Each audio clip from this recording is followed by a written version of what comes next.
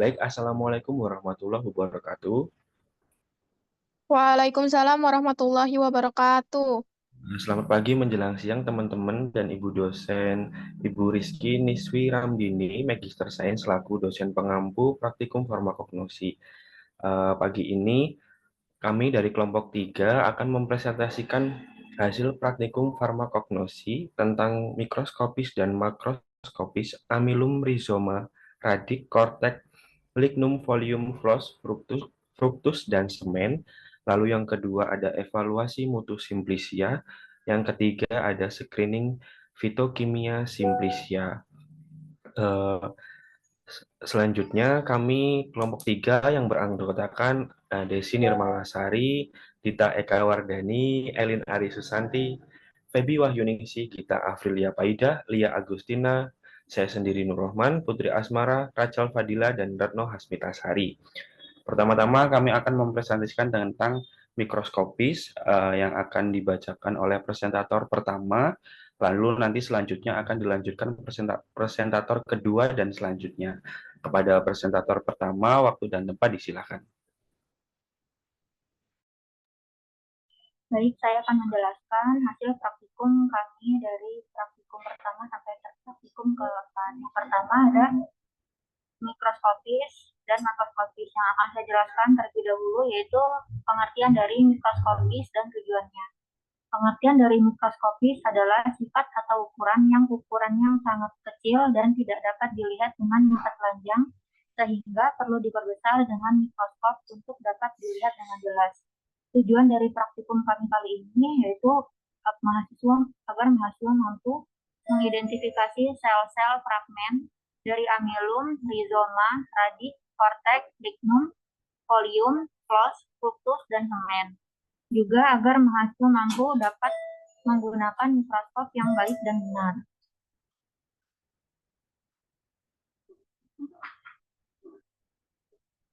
Hasil pengamatan mikroskopis dari amylum ada 8 simplicia. Yang pertama, amylum manihot batis singkong. Fragmen yang amylum manihot atau batis singkong dengan nama latin manihot putissima col. Di sini ada gambar dan ada gambar yang kita dapati waktu praktikum dan gambar pembanding keterangannya fragmen nomor 1 amylum manihot. Yang kedua ada nama simplicianya amylum oryzae atau pati beras dengan nama latin Oryza sativa L. Yang sama juga ditemukan nomor 1 amylum oryza.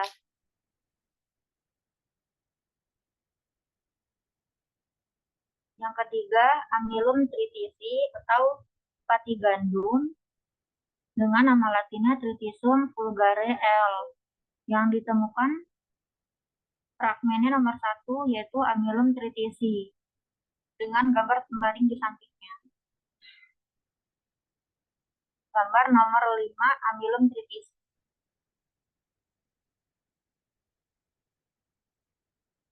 Yang keempat ada Curcuma rhizoma domesticae atau yang disebut kunyit dengan nama latin Curcuma domesticae Val. Fragmen yang ditemukan itu ada nomor 1 amylum, 3 berkas pengangkut dengan penebalan tipe tangga, 6 parenkim stele dengan gambar pembanding yang di sampingnya. Selanjutnya ada Zingiberis montanum rhizoma atau bengle dengan nama latin Zingiber montanum Roth. Gambar fragmen yang ditemukan itu ada gambar yang ditemukan nomor 2, keterangannya jaringan gabus dengan gambar pembanding di sampingnya.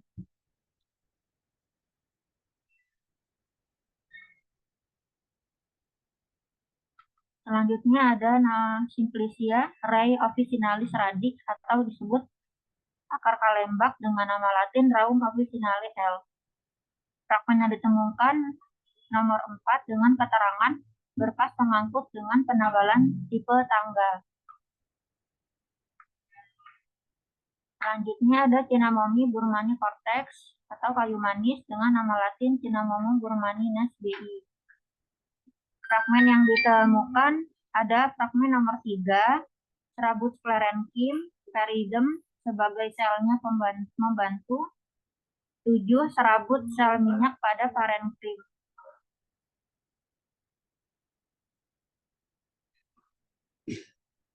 Selanjutnya ada Caesae saponis lignum atau kayu secang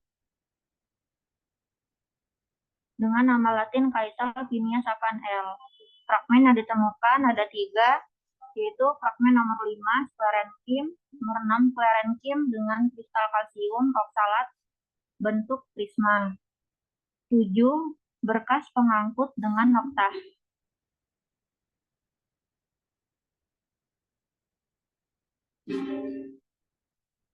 Selanjutnya ada PCD guajavae folium atau daun jambu biji dengan nama ilmiah Pisidium guajava L. Fragmen yang ditemukan itu yang pertama ada nomor 1 epidermis atas, nomor 2 ada rambut penutup, yang keempat ada epidermis bawah, sama nomor 6 ada hablur kalsium oksalat.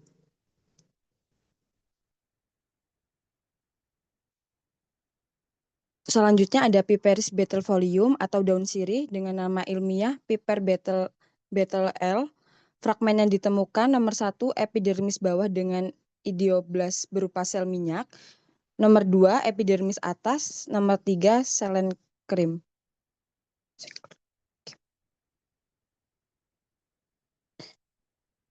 Selanjutnya Serioclassis crispifolium atau daun keji beling, nama ilmiahnya Sericoclax cripus L.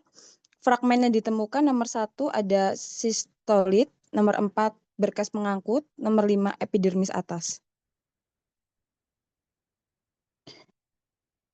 Selanjutnya Orthosponis staminifolium atau daun kumis kucing dengan nama ilmiah Orthopsipon stameus. Ini fragmen yang ditemukan ada 2, yang pertama yang nomor 1 ini epidermis atas, yang nomor 3 rambut penutup. Selanjutnya ada Guazumae ulmifolia folium atau daun jati Belanda dengan nama ilmiah Guazuma ulmifolia L. Ini fragmen yang ditemukan yang nomor 3 ada rambut penutup bentuk bintang, yang nomor 4 sklerenkim, yang nomor 5 rambut kelenjar dengan kristal kalsium oksalat.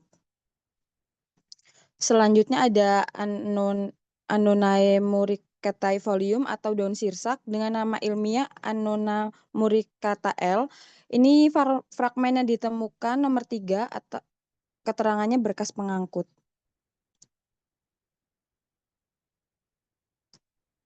Selanjutnya ada Hypsisapdarifae floss atau bunga rosella dengan nama ilmiah Hibiscus sabdarifa L.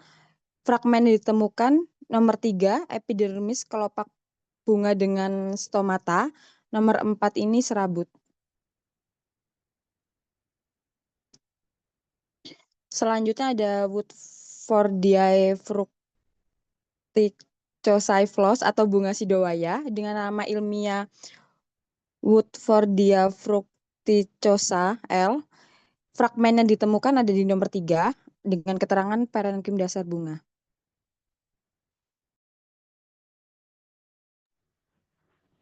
Baik, selanjutnya ditemukan bunga cengkeh dengan nama ilmiah Caripiliflos dengan nama latin Syzygium aromaticum L.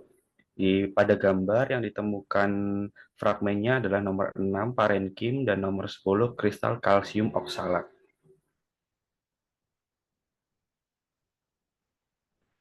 Lalu kemudian ada Simplicia buah kemukus dengan nama ilmiah Piperis cubebae fructus dengan nama latin Piper cubeba L.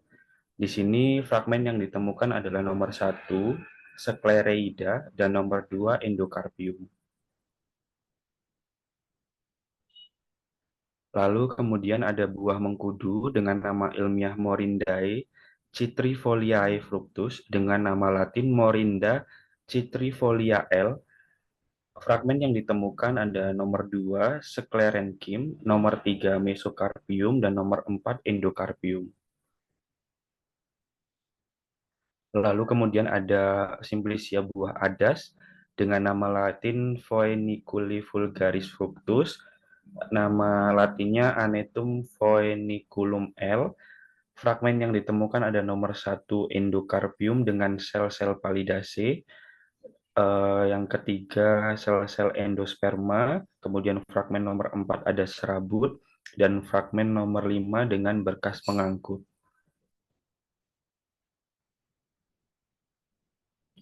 Kemudian ada buah adas bintang dengan nama ilmiah Anisi stellati fructus dan nama latin Illicium verum. Pada gambar, fragmen yang ditemukan adalah nomor 1, sel epidermis testa dengan lumen astrosclerate, dan fragmen nomor 6 adalah jaringan pengangkut. Kemudian ada Simplicia buah lada hitam dengan nama ilmiah Piperis nigrifructus dengan nama latin Piper nigrum L. Pada gambar, fragmen yang ditemukan adalah nomor 1, yaitu perikarpium.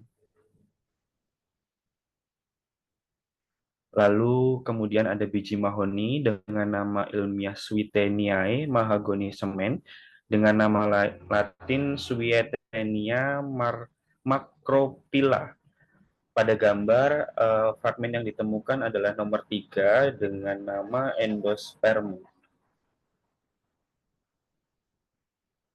Kemudian ada biji pala dengan nama ilmiah Myristicae fragransis semen dan nama latinnya Myristica fragrans. Pada gambar yang ditemukan adalah fragmen nomor 1, kristal kalsium oksalat bentuk prisma, dan fragmen nomor 2, yaitu endosperma. Lalu kemudian ada biji wijen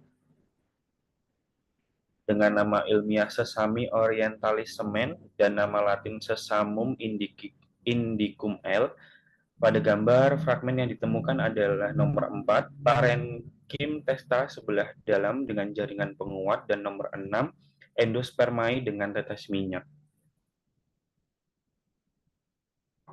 Kemudian yang terakhir ada Simplicia biji pinang dengan nama ilmiah Arecae cateci semen dan nama latinnya Areca catechu L. Pada gambar yang ditemukan fragmennya adalah nomor 1, endosperma, dan nomor 3, sclereida.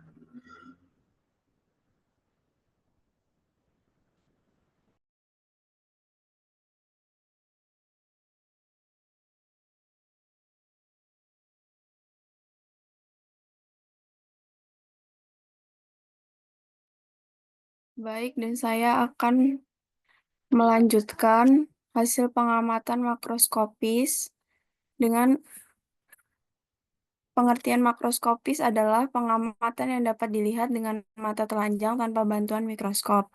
Untuk tujuannya, agar mahasiswa mampu mengidentifikasi bentuk, rasa, bau, dan warna Simplicia.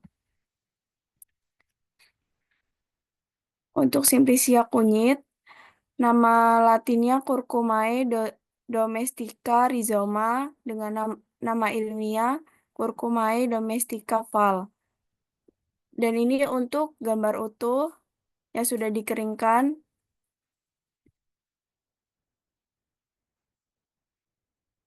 Dan berikut adalah gambar serbuk yang sudah dihancurkan. Untuk bentuknya ringan, bercabang, bentuk tidak beraturan, permukaan luar kasar terdapat bekas-bekas ruas. Untuk rasanya, pedas dan sedikit pahit, warna lapisan luar coklat jingga dan lapisan dalam berwarna jingga kemerahan. Untuk aromanya, bau khas yang segar dan sedikit berbau tanah. Untuk Simplicia kedua, jahe, dengan nama latin Gingiberis rhizoma, berikut adalah gambar utuh yang sudah dikeringkan dan gambar serbuk yang sudah dihaluskan. Untuk bentuk berupa irisan rimpang, bentuk lonjong dan bulat telur, terdapat parut melengkung ke dalam lapisan luar kasar dan lapisan dalam halus. Untuk rasanya memiliki rasa pedas dan warna terdapat lapisan luar coklat kekuningan dan lapisan dalam putih kekuningan. Untuk aromanya berbau khas, pedas, yang menyengat. Dan simplicia yang ketiga, bengle, dengan nama latin Gingiberis montanum rhizoma. Di sini terdapat gambar sebelum dihaluskan yang sudah kering. Untuk bentuknya ringan berbentuk, tidak beraturan, permukaan luar tidak rata, terkerut. Dan memiliki rasa pedas dan sedikit pahit.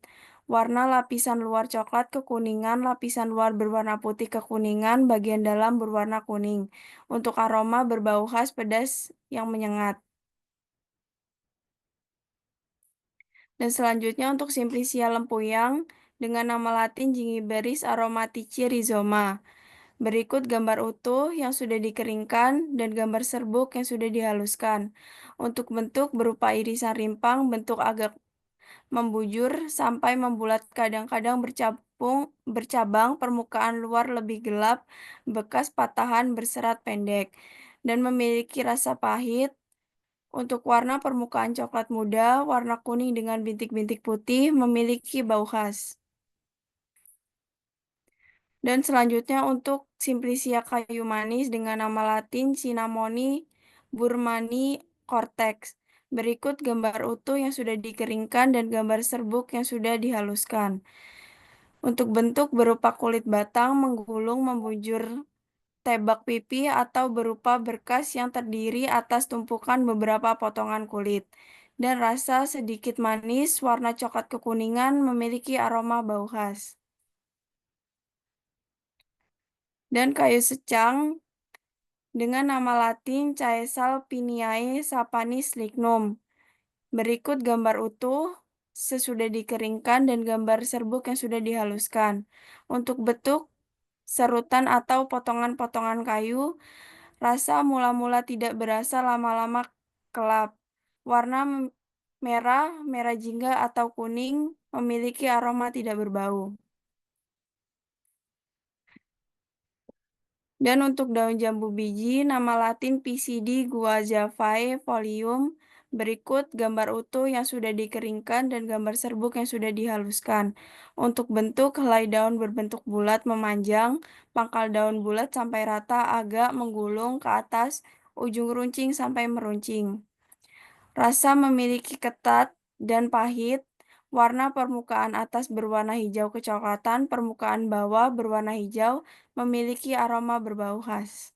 Terima kasih. Selanjutnya, simplicia daun sirih.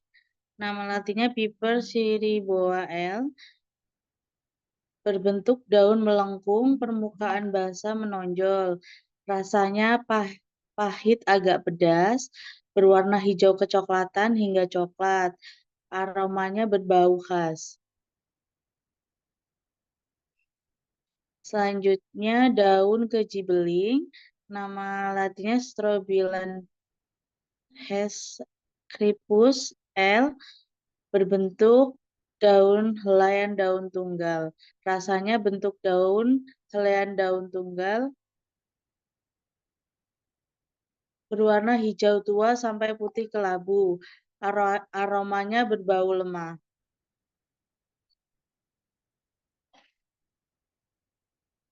Kemudian daun kumis kucing.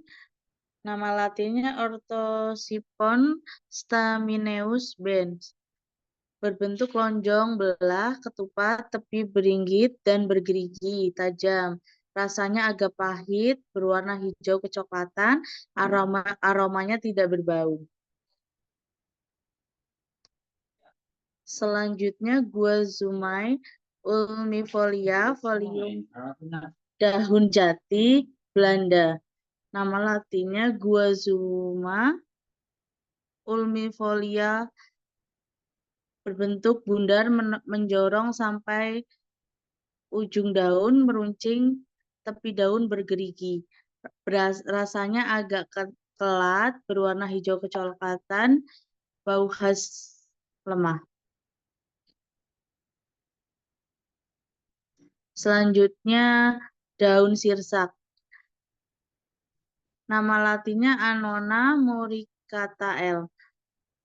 berbentuk lonjong atau memanjang, pangkal runcing, tepi rata, melengkung ke dalam. Rasanya tidak ada rasa, berwarna hijau kecoklatan, aromanya berbau khas.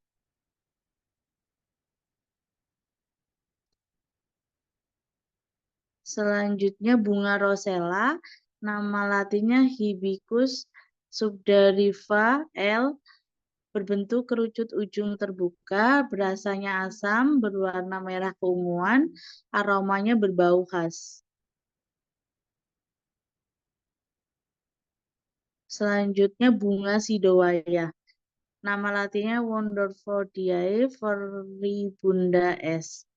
Bentuknya lonceng pipih, rasanya kelat, warnanya kecoklatan, aromanya bau khas.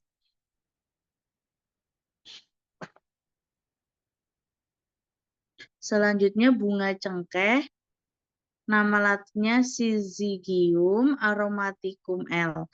Berbentuk bulat telur seperti tabung dan mengerucut pada ujungnya. Rasanya pedas, warnanya coklat kehitaman, aromanya aromatik kuat.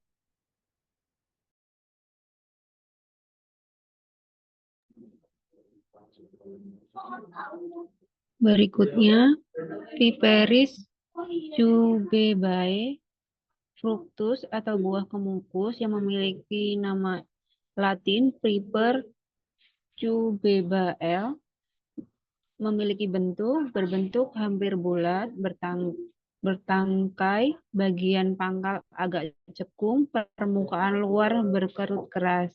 Untuk rasa agak pedas dan pahit. Untuk warna, permukaan luar berwarna coklat tua sampai kehitaman, permukaan dalam coklat muda, biji coklat tua. Untuk aroma berbau khas aromatik.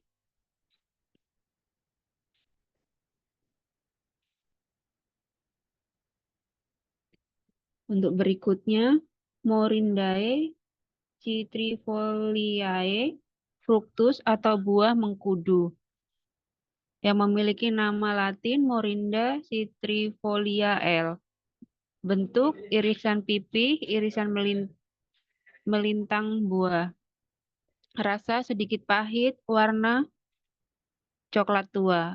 Memiliki aroma berbau khas aromatik.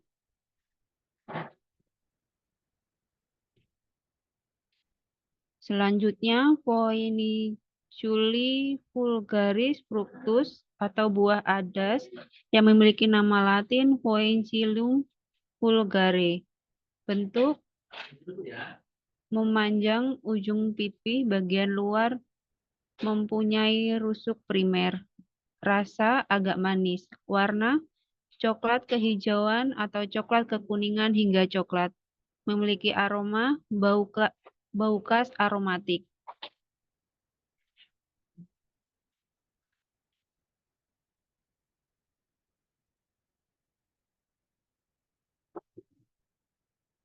Selanjutnya, Anisi stellati fructus atau buah adas bintang memiliki nama ilmiah Liliecium verum. Berbentuk bintang, buah terdiri atas 8 daun buah yang berbentuk perahu dan tersusun melingkari sebuah sumbu. Untuk rasa khas manis, warna coklat kemerahan, aroma bau khas aromatik lemah.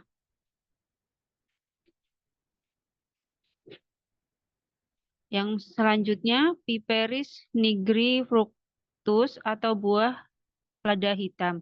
Memiliki nama Latin Piper nigrum. Berbentuk hampir bulat, permukaan keriput, kasar, menyerupai jala. Pada ujung buah terdapat sisa kepala putik yang tidak bertangkai. Perikaripium melekat pada biji. Untuk rasa sangat pedas. Warna coklat sampai hitam kecoklatan. Aroma aromatik. Selanjutnya, Swieteniae mahoni semen atau biji mahoni. Memiliki nama Latin Swieteniae macrophyllae. Bentuk berupa biji sudah keluar dari buah biji, dilengkapi dengan sayap panjang bentuk bulat, pipih, pangkal sayap biji membesar di dalam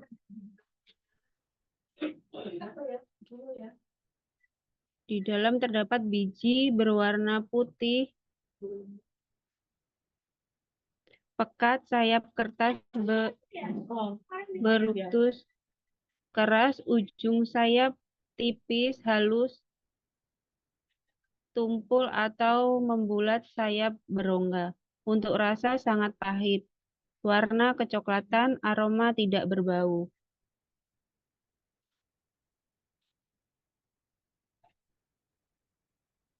Selanjutnya, Myrticae fraganisis semen, biji pala, atau nama latinnya Myrticae fragrans. Berbentuk bulat keras, rasa pedas, untuk warna kecoklatan, aroma bau khas aromatik tidak terlalu menyengat.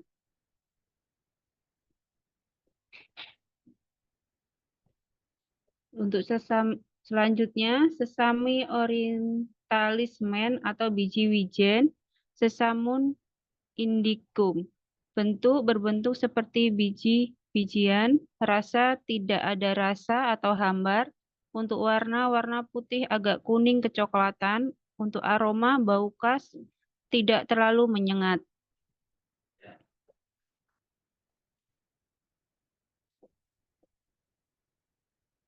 Untuk selanjutnya, Arecae catici semen atau biji pinang yang memiliki nama latin Areca catechu L.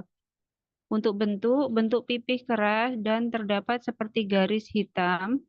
Rasa pahit agak sepat. Untuk warna coklat kehitaman, aroma tidak berbau. Oke, baik, itu tadi presentasi tentang mikroskopis dan makroskopis Simplicia. Terima kasih untuk rekan-rekan kelompok 3. Di sini kami membuka 2 sesi pertanyaan. Nanti pertanyaan akan kami catat, setelah itu akan kami jawab. Setelah dijawab nanti kita akan lanjut menuju ke evaluasi mutu Simplicia. Baik, yang sudah raise hand, silahkan Kak Raina. Saya Reina dari perwakilan kelompok 2 ingin bertanya, apa perbedaan antara mikroskopis dan makroskopis? Terima kasih. Perbedaan mikroskopis dan makroskopis ya, Kak? Iya. Oke. Selanjutnya yang kedua, Kak Wiradinia, boleh pertanyaannya? Baik, izin bertanya, apakah pada uji makroskopis yang kelompok 3 lakuin ini ditemukan karakteristik yang tak ada pada farmakop herbal? Oke. Apakah pada uji makroskopis yang dilakukan tidak ditemukan di farmakope herbal? Ya, benar. Oke. Dicatat dulu pertanyaannya, Kak. Nanti kami persiapkan dulu jawabannya. Setelah itu kami jawab satu persatu ya, Kak.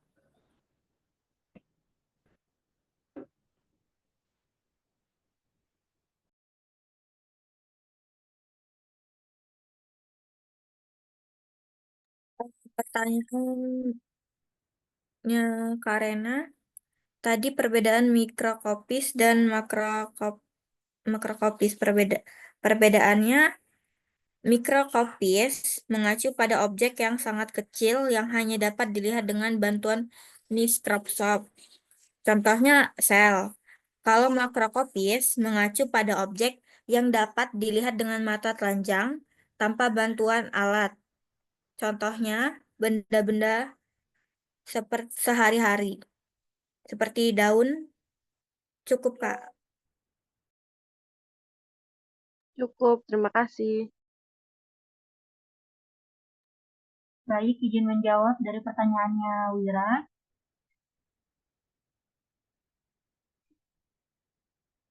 Jawabannya,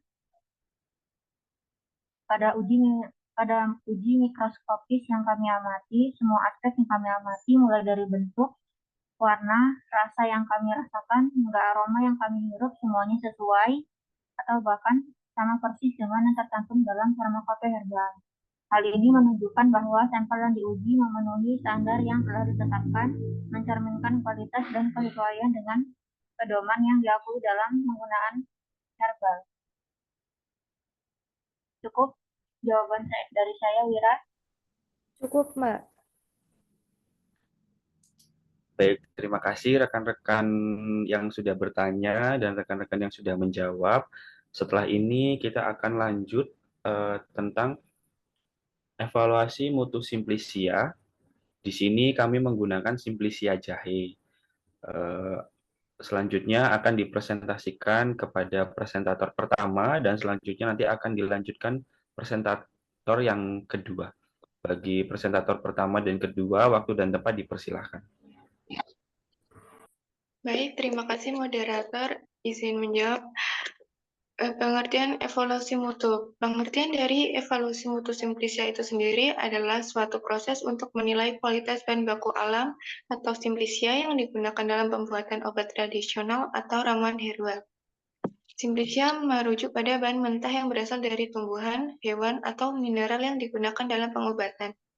Evaluasi mutu ini penting untuk memastikan bahwa Simplisia yang digunakan memenuhi standar kualitas yang ditetapkan sehingga produk yang dihasilkan aman dan efektif. Tujuan evaluasi mutu.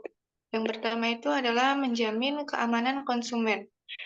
Evaluasi mutu Simplisia memastikan bahwa bahan baku yang digunakan tidak mengandung bahan berbahaya seperti logam berat, pestisida, atau mikroorganisme yang dapat menyebabkan keracunan atau infeksi.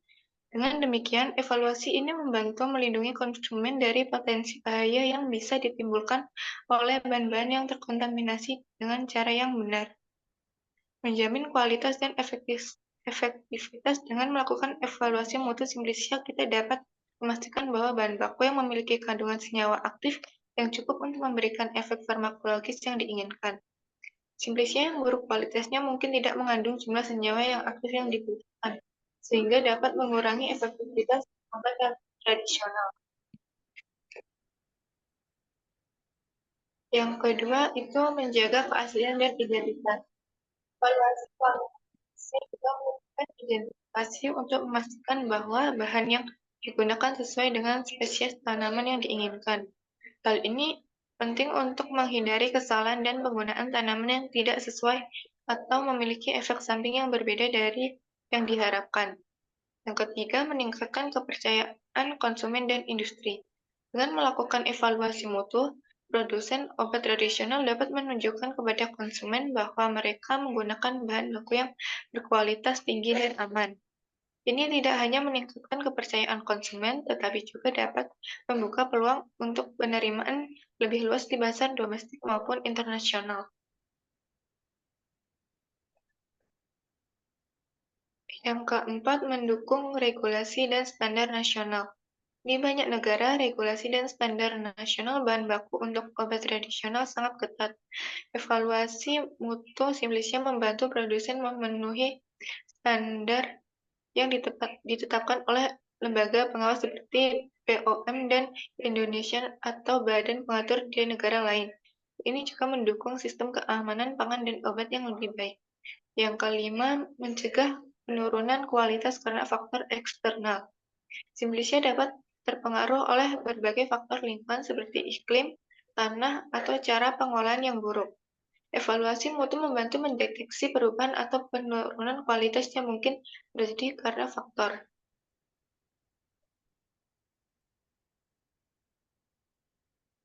Jenis Simplisia yang dilakukan dalam evaluasi mutu ini adalah Simplisia jahe, yang memiliki nama lain Cimbiber officinale, termasuk dalam ordo Cimbiberales, famili Cimiberaceae, dan genus Cimbiber.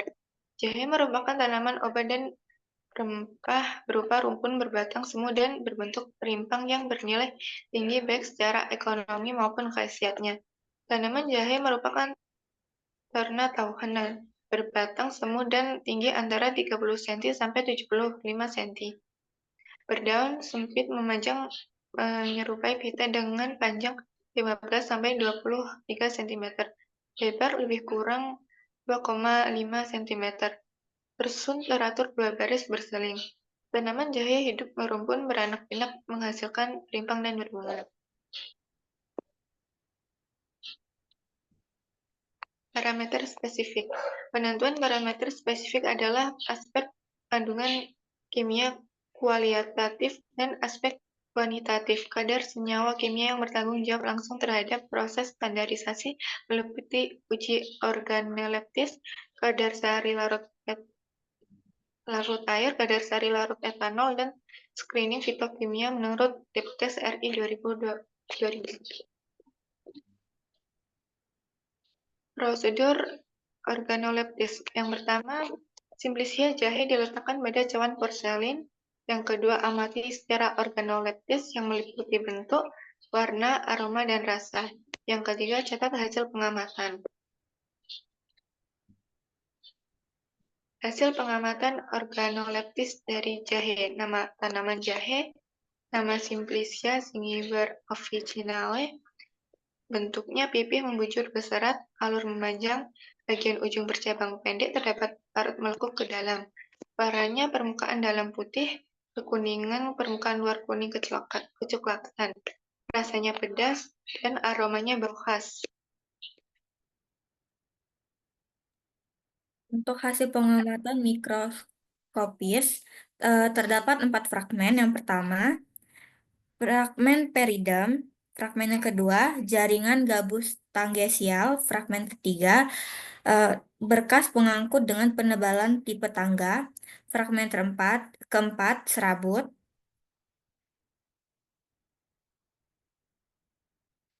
Untuk prosedur pengukuran kadar sari larut air, yang pertama-tama, timbang Simplicia jahe sebanyak 5 gram, kemudian masukkan ke dalam labu ukur, tambahkan 100 ml air jenuh kloroform, lalu kocok-kocok selama 6 jam pertama, biarkan selama 18 jam.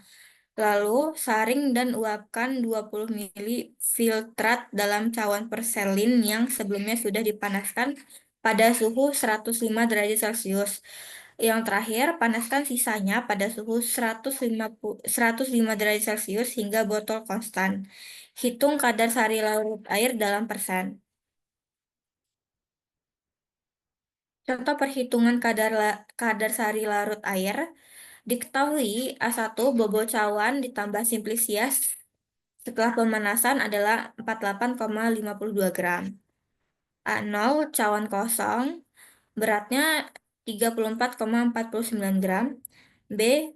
Bobot awal Simplicia 2,5 gram. Hitung menggunakan rumus persen kadar air. Rumusnya A1 dikurang A0 dibagi B dikali 100% sama dengan 48,52 gram dikurang 34,49 gram dibagi 2,5 gram dikali 100%, hasilnya 5,61%. Prosedur pengukuran kadar sari larut etanol. Yang pertama, timbang Simplicia jahe sebanyak 2,5 gram, kemudian masukkan Simplicia ke dalam labu ukur, tambahkan 50 ml etanol, lalu kocok-kocok selama 6 jam pertama, biarkan selama 18 jam. Kemudian disaring dan diuapkan 20 ml filtrat dalam cawan porselin yang sebelumnya sudah dipanaskan pada suhu 105 derajat Celcius. Kemudian panaskan sisanya pada suhu 105 derajat Celcius hingga botol konstan. Hitung kadar sari larut dalam persen. Contoh perhitungan kadar sari larut etanol. Diketahui A1 bobot cawan ditambah Simplicia setelah pemanasan adalah 37,17 gram.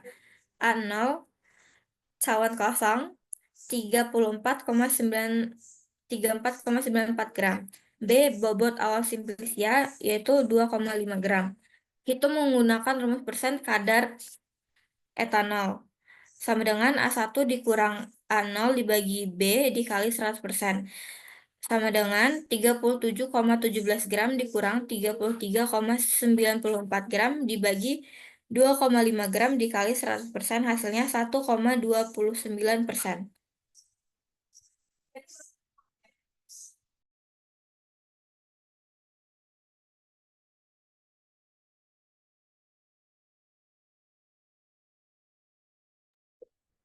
Parameter non-spesifik. Parameter non-spesifik adalah segala aspek yang tidak terkait dengan aktivitas farmakologis secara langsung namun mempengaruhi aspek keamanan dan stabilitas ekstrak dan sediaan yang dihasilkan.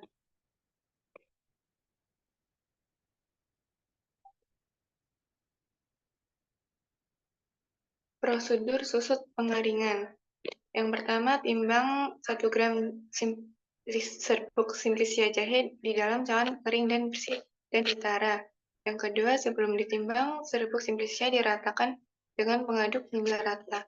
Yang ketiga, serbuk dikeringkan dalam oven pada suhu 1105 derajat Celcius selama 30 menit.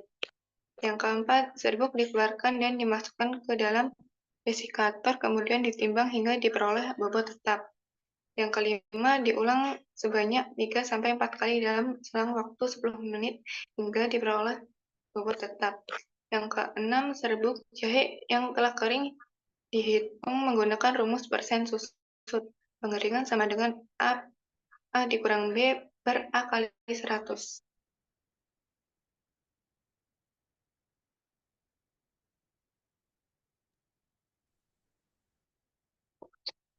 Contoh perhitungan susut kering. Diketahui A sebelum dipanaskan bobot cawan kosong adalah 58,90 gram. Bobot cawan kosong plus sampel 59,90 gram. B setelah pemanasan. Bobot cawan kosong 58,90 gram. Bobot cawan kosong plus sampel 54,78 gram.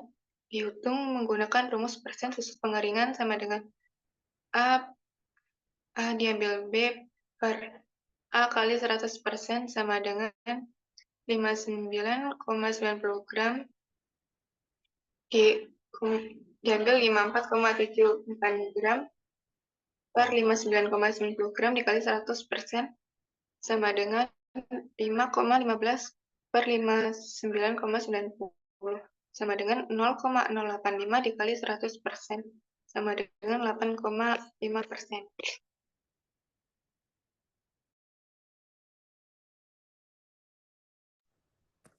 Baik, itu tadi tentang evaluasi mutu simplisia tanaman jahe dari kelompok kami.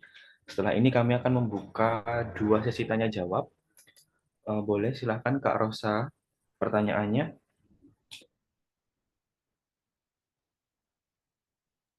Tadi kan yang di perhitungan kadar sari larut air. Nah, itu tuh kan aku kan ngitung nih ya, 48,52 gram dikurang 34,49 dibagi 2,5 dikali 100% kan. Nah, Ya. ini kan punya kelompok 3 kan hasilnya 5,612%. Nah, sedangkan hasil aku itu 34,724% atau bisa dibulatin ke 35%. Terus yang di perhitungan kadar sari larut etanol juga beda. Etanolnya ada berapa, Kak? Kalau punya aku yang di kadar sari larut etanolnya itu hasilnya di 23,594% atau 3,5. Ya.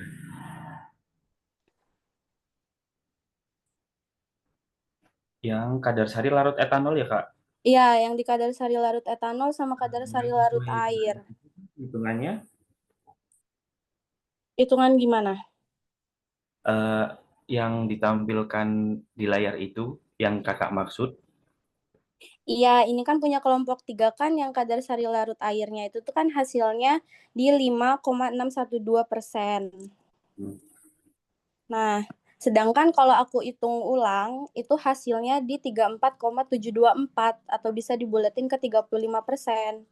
Oke, baik. Kami koreksi dulu hasil yang dari Kakak, sama kami samakan dulu yang hasil dari kami ya, Kak. Oke. Pertanyaannya ini aja. Iya. Oke, terima kasih pertanyaannya dan koreksinya. Setelah itu boleh ke pertanyaan kedua.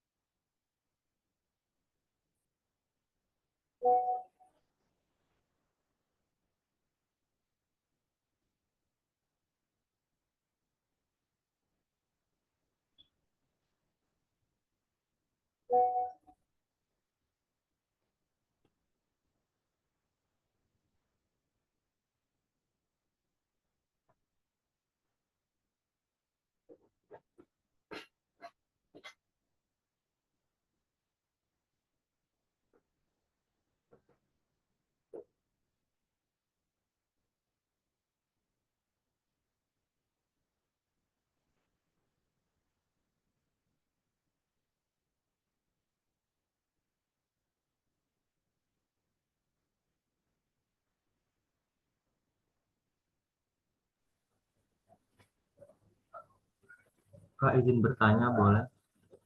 Boleh Kak Sandy, silakan. Itu kan tadi dilakukan ini ya apa namanya uji kadar air sama larut etanol. Ada nggak sih perbedaan dari keduanya itu Kak? Gimana? Oke, perbedaan uji kadar sari larut air dan kadar sari larut etanol ya Kak? Iya Kak.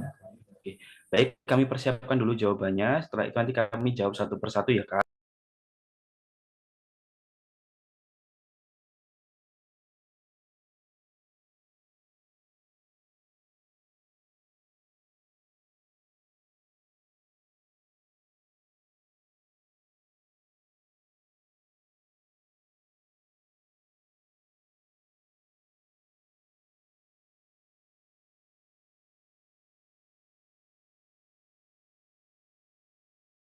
Maaf buat Kak Rosa tadi tentang perhitungan kadar sari larut etanol dan air ya. Di sini kan bobot cawan ditambah simplisia setelah pemanasnya 37,17. Cawan kosongnya, oh ya, sebentar.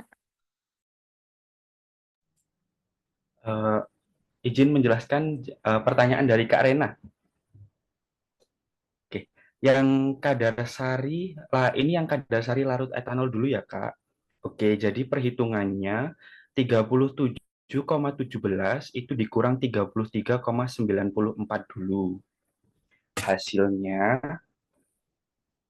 sebentar. Hasilnya adalah 3,23. Jadi kan di situ nanti tulis lagi 3,23 baru dibagi 2,5 gram. Baru dikali 100%. Nah, 3,23 gram 23 dibagi 2,5 itu hasilnya 1,292. Baru dikali 100 ya, Kak. Nah, 100% ini kan 100 dibagi 100. 100 dibagi 100 kan sama dengan 1. Makanya hasilnya 1,292%. Gitu. Jelas, Kak?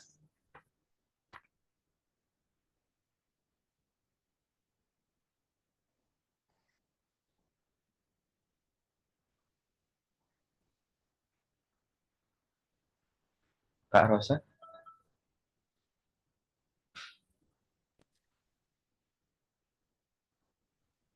Gimana tadi, Kak? Oke, ulangi lagi ya, Kak. Oke, perhitungannya itu diketahuinya kan yang ini yang kadar sari larut etanol ya. Heeh. 37,17 gram itu dikurang 33,94 gram. Hasilnya 3,23 gram kan?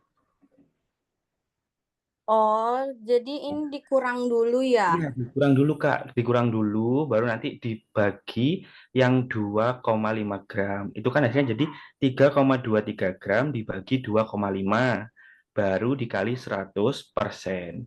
Nah, 100% ini kan 100 per 100.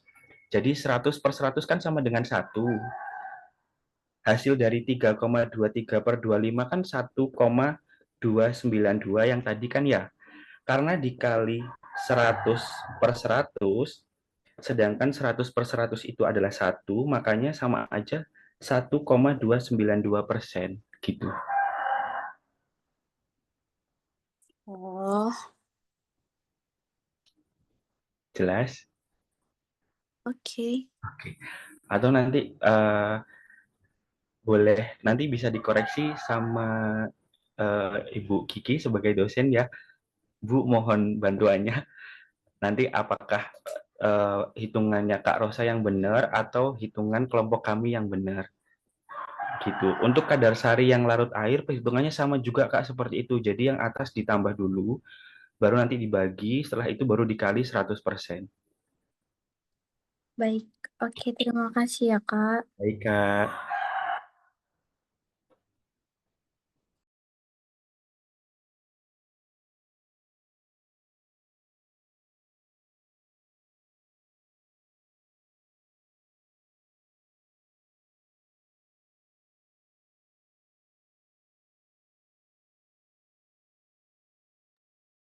Izin menjawab pertanyaannya Sandy tadi, apa perbedaan dari kadar sari larut air dengan kadar sari larut etanol ya?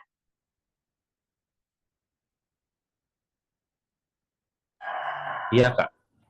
Ya. Kalau kadar sari larut air itu kita menggunakan kloroform, sedangkan kalau kadar sari larut etanol itu menggunakan etanol yang 70%, etanol yang 95%.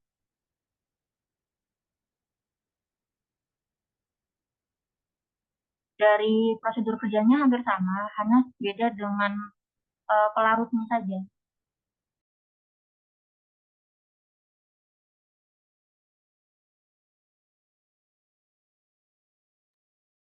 Bagaimana, Sandy? Baik Kak, terima kasih atas jawabannya. Ya, sama-sama.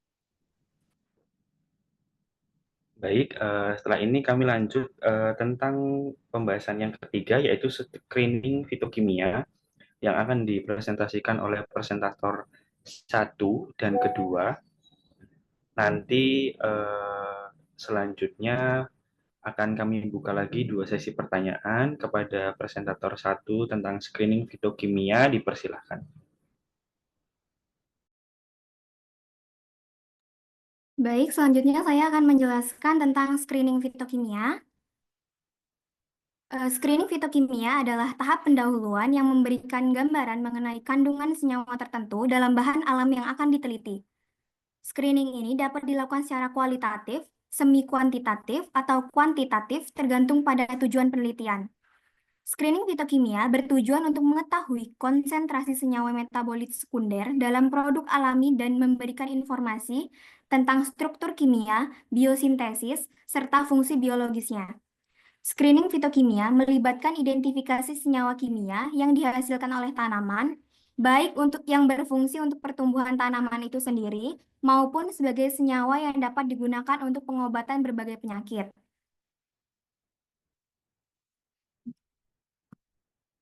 Selanjutnya, saya akan menjelaskan prosedur screening fitokimia Simplicia jahe. Yang pertama perlu dilakukan adalah membuat larutan. Larutan yang akan kita buat itu ada larutan stok polar menggunakan Aquades dan larutan stok non-polar menggunakan heksan. Untuk larutan stok polar, pertama timbang 5 gram Simplicia jahe, selanjutnya panaskan Simplicia jahe dengan 50 ml Aquades. Yang terakhir, bagi larutan stok polar menjadi 9 bagian. Untuk larutan stok non-polar, yang pertama timbang 2 gram Simplicia jahe, yang kedua maserasi Simplicia jahe dengan 5 ml heksan, yang terakhir bagi larutan stok non-polar menjadi 2 bagian. Uji yang pertama akan kita lakukan adalah pemeriksaan alkaloid. Pertama, serbuk Simplicia sebanyak 1 gram dibasahkan dengan amonia 25% yaitu sebanyak 3 mili digerus dalam mortir. Selanjutnya tambahkan kloroform 4 mili, digerus kembali lalu lapisan kloroform disaring, dipipet dan dimasukkan ke dalam tabung reaksi, lalu larutan kloroform dikocok kuat dengan HCl2N hingga terbentuk 2 lapisan. Lapisan asam, yakni yang paling atas, diambil lalu dibagi menjadi 3 bagian ke 3 tabung reaksi. Bagian pertama digunakan sebagai belangko atau pembanding. Untuk bagian kedua, tabung reaksi kedua ditambahkan reaksi Mayer jika menghasilkan kekeruhan atau endapan berwarna putih menunjukkan adanya alkaloid. Bagian ketiga ditambahkan reaksi Dragendorf jika terbentuk kekeruhan atau endapan berwarna jingga kekuningan atau merah bata, itu artinya adanya kandungan alkaloid.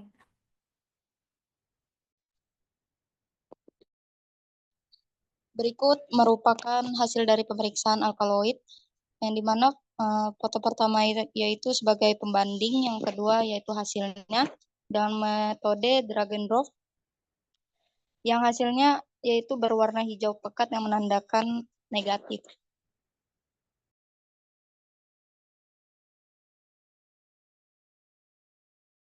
Uji yang selanjutnya adalah pemeriksaan flavonoid. Yang pertama, ambil satu bagian dari larutan stok polar. Selanjutnya, tambahkan serbuk magnesium, asam klorida HCl5N, dan amil alkohol ke dalam filtrat, kemudian dikocok kuat. Diamkan hingga terbentuk 2 lapisan. Selanjutnya, bandingkan dengan blanko atau kontrol.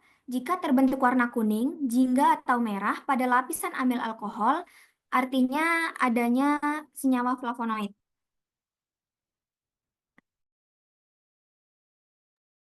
Berikut merupakan hasil dari pemeriksaan flavonoid dengan metode magnesium HCl dan amil alkohol, yang di sini sudah tertera gambarnya, yang dimana pengamatan tersebut tidak terjadi perubahan warna dan hasilnya negatif. Selanjutnya, pemeriksaan saponin. Yang pertama, ambil satu bagian dari larutan stok polar. Selanjutnya, kocok filtrat kuat-kuat selama kurang lebih 30 detik. Yang terakhir, pembentukan busa sekurang-kurangnya setinggi 1 cm dan persisten selama 10 menit, serta tidak hilang setelah penambahan 1 tetes asam klorida encer, menunjukkan bahwa dalam simplisia terdapat saponin. Dan ini merupakan hasil pemeriksaan dari saponin dengan metode didiamkan selama 10 menit dan ditambahkan HCl2N, yang dimana ini merupakan gambarnya. Dengan hasil pengamatannya terdapat buih dan keterangannya positif. Selanjutnya, pemeriksaan tanin atau polifenolat. Yang pertama, ambil 3 bagian dari larutan stok polar. Yang kedua, bagian 1, filtrat ditetesi larutan besi. Klorida, terbentuknya warna biru hitam menunjukkan adanya tanin dan polifenolat alam. Untuk bagian kedua, filtrat diuji ulang dengan penambahan larutan gelatin 1%, adanya endapan putih menunjukkan adanya tanin. Untuk bagian yang ketiga, filtrat ditambahkan pereaksi Steasny, kemudian dipanaskan dalam penangas air, terbentuknya endapan merah muda menunjukkan adanya tanin katekat. Selanjutnya endapan disaring, filtrat dijenuhkan dengan natrium asetat, dan ditambahkan beberapa tetes larutan besi klorida, terbentuknya warna biru tinta menunjukkan adanya tanin galat.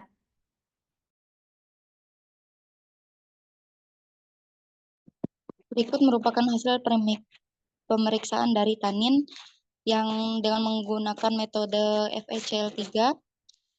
Hasilnya yaitu bercampur dan terbentuk puton kekuningan dan keterangannya negatif. Dan yang kedua yaitu menggunakan gelatin, hasilnya yaitu warna menjadi kuning dengan keterangannya negatif. Dan yang terakhir, uji dengan metode steasin dengan keterangannya tidak ada endapan warna putih dan negatif. Selanjutnya, pemeriksaan quinon. Yang pertama, ambil satu bagian dari larutan stok polar, lalu filtrat ditetesi dengan larutan NaOH, terbentuknya warna kuning hingga merah menunjukkan adanya senyawa kelompok quinon. Dan untuk pemeriksaan Quinon dengan metode NaOH, hasilnya itu tidak ada endapan, warna menjadi merah muda, yang menandakan sampel tersebut negatif. Selanjutnya pemeriksaan steroid atau triterpenoid. Yang pertama ambil satu bagian dari larutan stok nonpolar, yaitu menggunakan heksan. Lalu filtrat heksan diuapkan di atas cawan penguap hingga kering.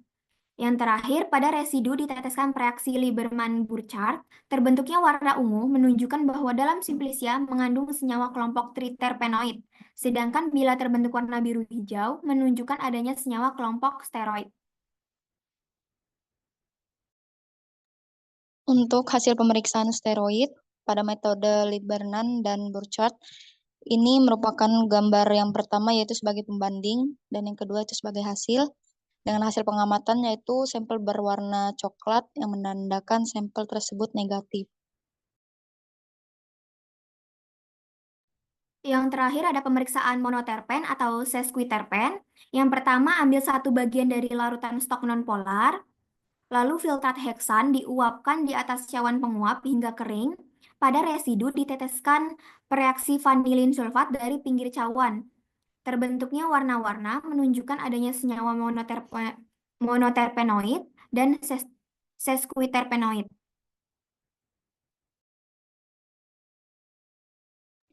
Pada hasil pemeriksaan monoterpen atau sesquiterpen dengan metode yaitu menggunakan metode vanilin sulfat, dengan gambar pertama yaitu sebagai pembanding dan yang kedua sebagai hasil. Dengan hasil pengamatannya warna menjadi ungu kehitaman yang menandakan sampel tersebut negatif. Baik, itu tadi presentasi tentang screening fitokimia dari kelompok 3. Selanjutnya kami membuka 2 sesi pertanyaan lagi tentang screening fitokimia. Yang sudah raise hand, Kak Bilkis Syarani, boleh silakan pertanyaannya, Kak.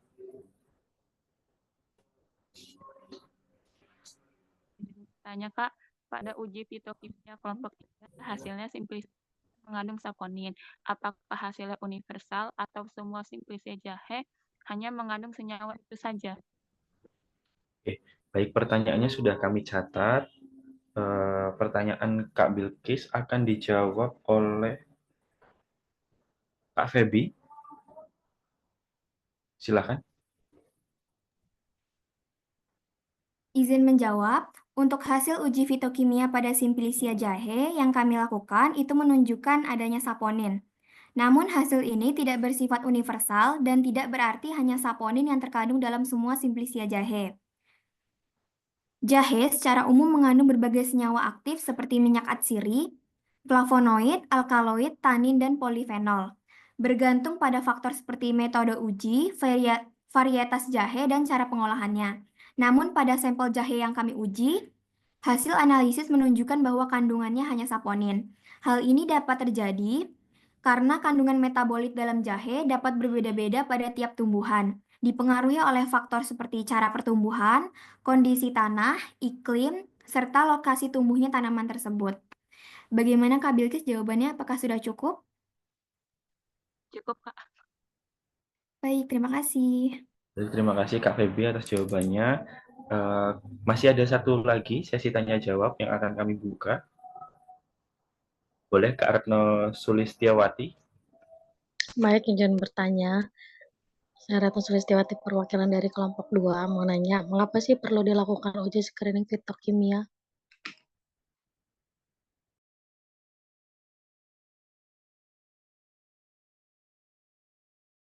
Oke, pertanyaannya kenapa perlu dilakukan uji screening fitokimia? Ya. Baik, kami persiapkan dulu jawabannya ya Kak. Setelah ini akan kami jawab. Iya, Kak.